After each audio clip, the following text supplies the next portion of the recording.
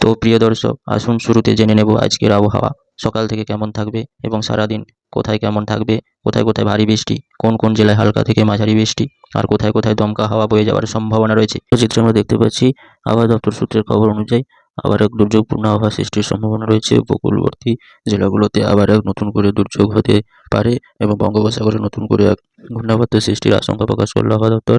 এবং এই ঘূর্ণাবর্তটি যদি জোরালো আকার ধারণ করে তার প্রভাবে আবারও এক নতুন ঝড় বৃষ্টি এবং ভারী বৃষ্টি হওয়ার সম্ভাবনা রয়েছে।